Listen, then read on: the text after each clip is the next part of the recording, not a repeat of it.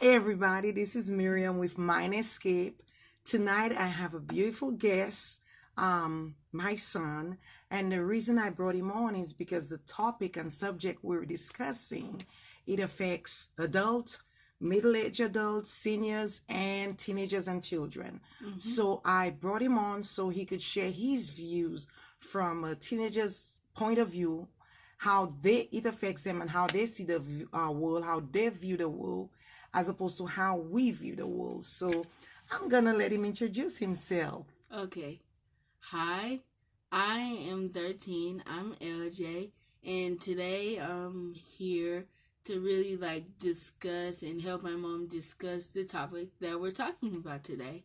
Okay, so tonight we have a little short Q&A, questions and answers, as to how we in today's society have stopped using empathy, how we have stopped placing ourselves in somebody else's situation, in somebody else's position, or as we used to say, in somebody else's shoes.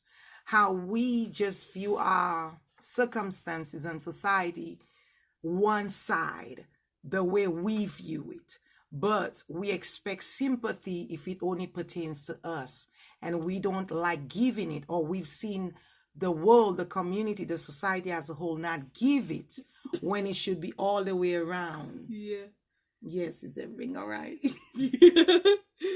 Oh, So, like I was saying, we had to pause for a minute because he had a little giggle spell. It happens often with kids. I will start with a few questions and hopefully he can answer it to the best of his ability, and I will answer it to the best of my ability. We're going to begin with, I have a question for you. How would you feel if you walked up to me or walked up to a friend and you shared with them or you expressed with them to them, hey, I want to talk to you. I really have something important to say to you. And I turn around and I say, yes, go ahead. And as soon as you begin to speak, I take out my phone and I'm texting, or I'm preoccupied looking at something on it, pictures or Facebook, or I'm on social media. How would you feel by me doing that while you're speaking to me from a teenager's point of view?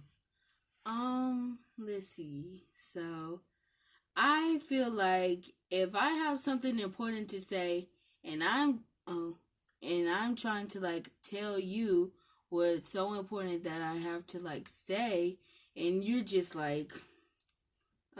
this don't matter, let me just like that's gonna make me feel some type of way, because if I'm trying to pour myself and come to you seeking advice and help, and you're just oh, what were you saying? Yeah, I don't really care, just on your phone. So you're saying that that would really hurt your feelings. So from a teenager's point of view, it's disrespectful and hurtful that when someone approaches you, whether you are a parent, whether you are an employer, whether you are an employee, whether you're a pastor, whomever you may be, a child, teenager, adult, it's disrespectful, and it's not very pleasant and polite to act like you're giving somebody a full attention for a few seconds, and as soon as they start pouring out into you or confiding into you or just talking to you, that you become distracted with the telephone or a book. I would say it's a telephone 90% of the time. It has to be a phone. And I mean, the person feels rejected. Pretty much they feel less than themselves because you're not paying attention. So not only does it affect adults, it affects everybody. And I just think that that's something we should not do. Because if it was you, like I said, on the other hand, you would want somebody to pay you 100% attention. So let's be courteous and respectful of each other's feelings. It's also bad manners. Yes. Put the phone away. It can wait. The gossip can wait. Your turn. Do you have a question for me? What you come across on a daily basis? Yeah, I've actually had it in my notes, so I wouldn't. Oh, he has it in his notes.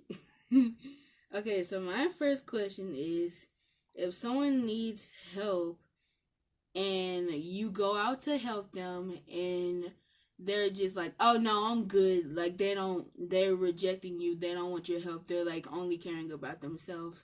How would you feel? Well, if someone needs help, that can be interpreted many ways. For example, if I am walking down the street and someone should fall down, or someone maybe don't feel well, I'm standing on the line at the bank, yeah, that happened today, and someone don't feel well, and they say to me, oh, well, let's just say, let me use the incident that happened today. Someone today fell down, and he was not on the inside, he was on the outside, and right next to me, and I rushed to them, and of course I offered help. Hey, are you okay? Is everything all right? Are you sick? Try to, assist the person. No, I'm fine. I don't need help. And of course, in that instance, if that's what you're talking about, I feel sorry for people.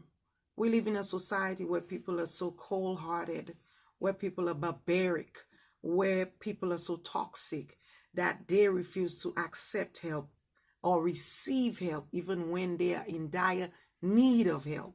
They know it all. They're too great to help. People like that, you pray for them, you respect their wishes, and you stand back. You leave them alone. Now, if somebody just got hit by a vehicle and they say, oh, I don't need help, that person, you might still need to call 911 because they could have obviously hit their head and not aware of it. But it's sad that when you try to even offer people help coming from a genuine place, and people do not want to accept help. People do not want to receive help. So what do? You step back. You make sure you don't stand too far away from it. And that's all you can do. Give the help and walk away. Or get somebody who they might receive the help from. Get a loved one, a family member, a boss. Just simply call the authorities, police, ambulance, paramedics, and get out the way. So that was a good one. Now, I have another one that has plagued me. A lot of us ladies. Ooh, somebody. He's a kid, so you are gonna see everything that I don't know. This is not edited. This is 100% live, raw, unfiltered, uncensored. So, a lot of us ladies, we tend to say, and he knows about it too. We tend to say, oh, there are no good men out there. Love don't exist, and blah, blah, blah. And there are no good women out there, and there are no good girls out there. I want to know, how do you expect good to come out of nothingness? If we parents do not train our children in accordance with the law and the Bible, when they grow up, they're only going to imitate what has been given to them or been taught to them or what has not been taught to them. So you can't expect to not contribute or not instill wisdom, manners, and I guess the power of the Lord in your kids, and expect them to grow up to become full-grown adults, treating the opposite gender with loyalty, respect, appreciation, all the good traits you're looking for. If you don't train them from young, they can't have that. So I said all that to ask my son, why do you think it's so important for parents to raise their children with rules? Raise them the right way. Raise them the way of the Lord.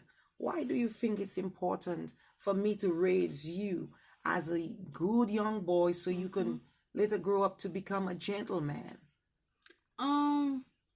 For me, is like, here's the thing I don't get about some people. They're doing bad things around their kids, like cursing, cheating, fighting, all that stuff. And when their kids grow up and imitate what they're doing, they get mad saying, "Oh, what can I do? Why are you such a bad kid?" Stuff like that. That's one thing I don't understand. Your kid is like your mirror. It's only going to not imitate, but it's going to do what you do. Mm-hmm. So if you do this, your kid's going to do that.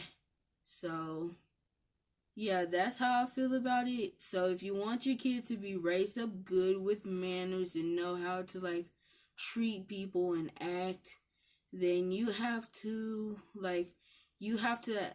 well, not act that way around your kid, but just do that your whole life, just in general. Just right. Do that. Just be that way. Yeah. Don't act it, because sooner or later the act ends. Mm-hmm. Just be it. Make the changes. It's a new year. Make the changes. Take them to church. Teach them all you have. Reach out for advice from your elders, your seniors, from someone whom you may admire. Mm-hmm. Right there in your community, at church. You might say, I really love that family. I really love these people, the way they go and ask for advice. Hey, help me with my kids. This is what the result I'm looking for.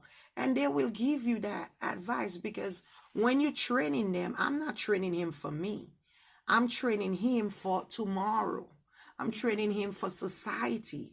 I'm training him for the future. I'm training him for your kids' future. See, I want the world to be a better place, not a worse place than it already is. So that's why I believe rules are in place for kids. Mm-hmm. They're not supposed to be acting like adults at the age of kids. That's where we've gone astray. I just wanted to throw that in there. Yeah. So, what you have another question for me? Yes, going back to my notes. Going back to his notes. So even a kid feels that it's important for us to rely on rules and for us to go back to the good book. So, they may not always like what we do or how we come across in disciplining them, but it's for their betterment. Yep, I'm ready. Okay, so if not to say something will happen, but if something happens to you and you need help from like your friends or someone around you or like someone you're close with, and they don't help you back, how would you feel?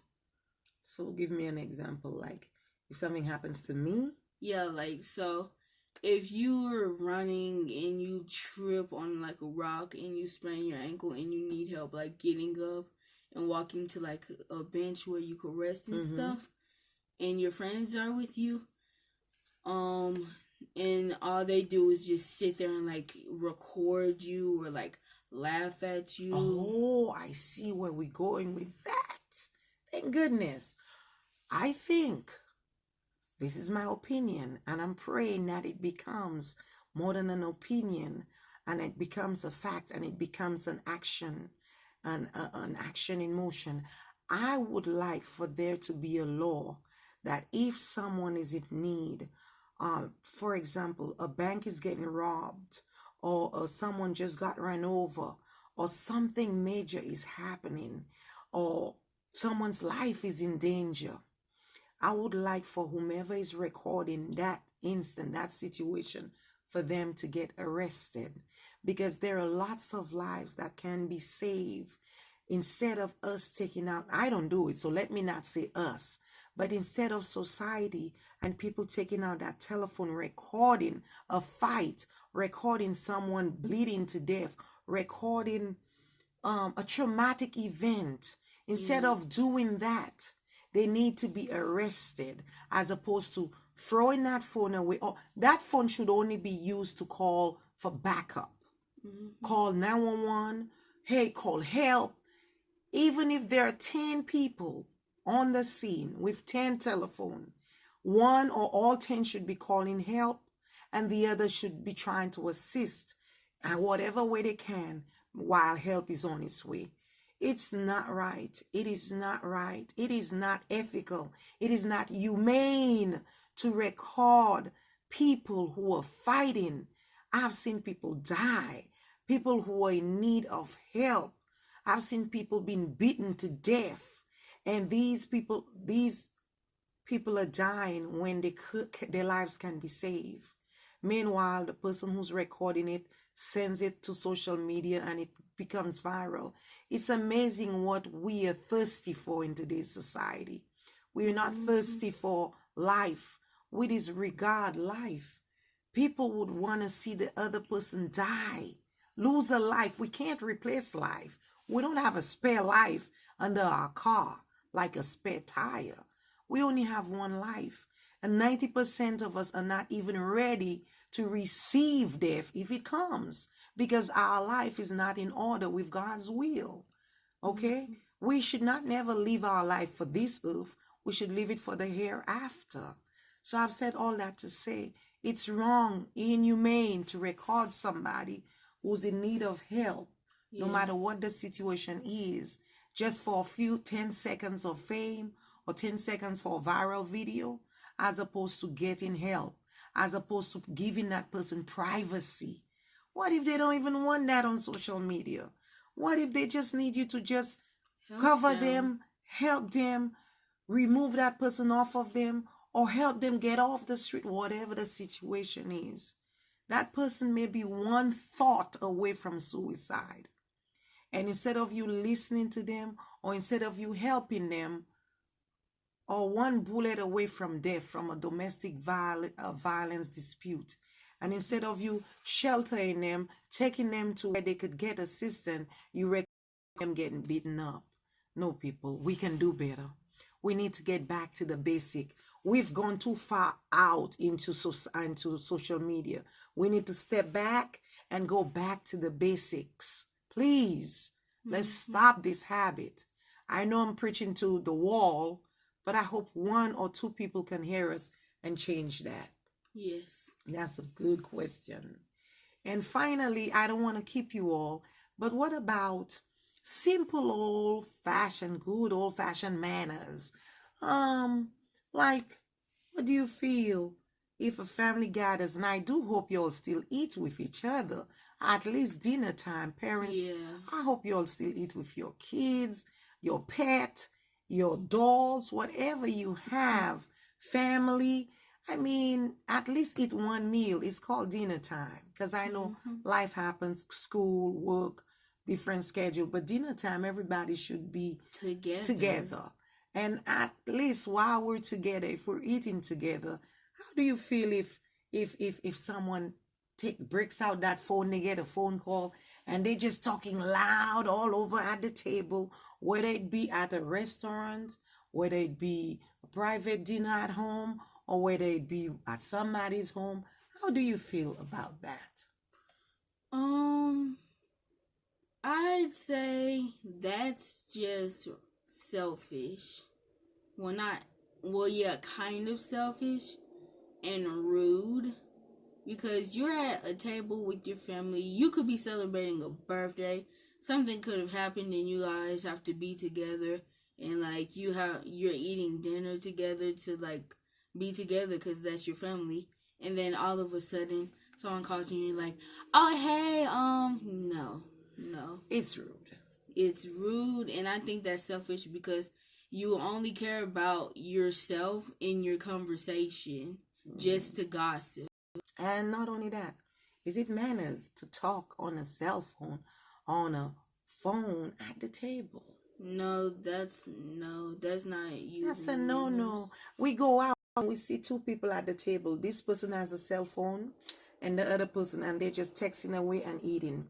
I mean, if that's what you came to do, you all could have just eaten at home separately. Yeah, stay home. Nobody enjoys nobody's company anymore. What happened to, I haven't seen you all month. I haven't seen you since last year. I know last year was 2 weeks ago, but I haven't seen you. Whatever happened to that?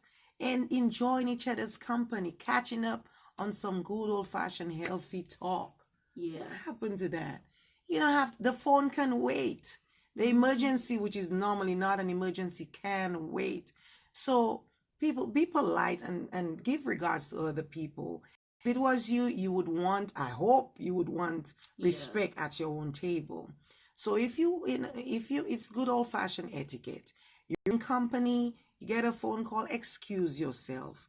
If you're walking in public, no, you're on the bus, you're on the train, you're on the airplane, I hope not. Nobody wants to hear your conversation with your other person. Take that phone off speaker. I've got enough. Distraction. I'm trying to eliminate out my aura. Take yourself and your phone somewhere private.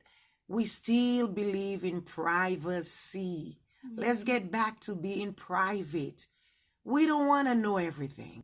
We do not want to hear everything. So when you have your phone call, I don't want to hear it. Put it to your phone. Keep it to yourself. Respect others. And it's amazing what social media, yes, they have introduced us to technology, but they're slowly taking away everyday common sense, habit, courtesy, etiquette, wisdom, compassion, respect, manners, just empathy. We have a long list of words, but if it affects him as a child, a teenager, that means he's speaking for the young generation. And we should be ashamed of ourselves as adults. We were not brought up in that stuff. We are adapting to it, especially the older adults. We're just learning it, and it affects people. So let's use our phones. Let's use our disrespect. Let's use our carelessness in moderation, because we don't want to exist as humans with no compassion. That would be, well, not even animals. Animals have more compassion than that. Yes. Let's just get back to the basic. Let's get back to God. Let's get back to treating each other the way we want to be treated. Right? Is there anything more you want to add?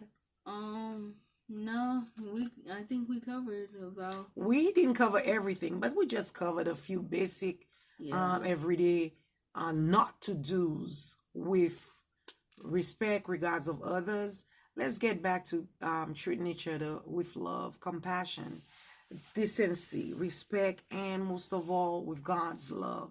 Let's not just say we're Christians, but let's just actually show that we're Christians. Let's train up the children in the way they should go, so when they grow up, they may not depart from it.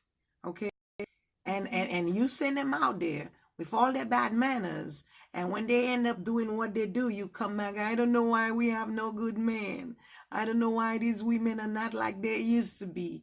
They don't make them like they used to be. Play a part, and they'll grow up like they should be.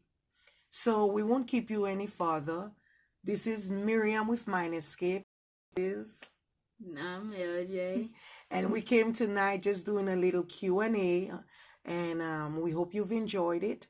And of course, feel free to suggest, to add, subtract. We only respond to positive feedback. Yeah. So until next week, have a wonderful week and use empathy. What would I do if that was me? Have a wonderful night. Goodbye.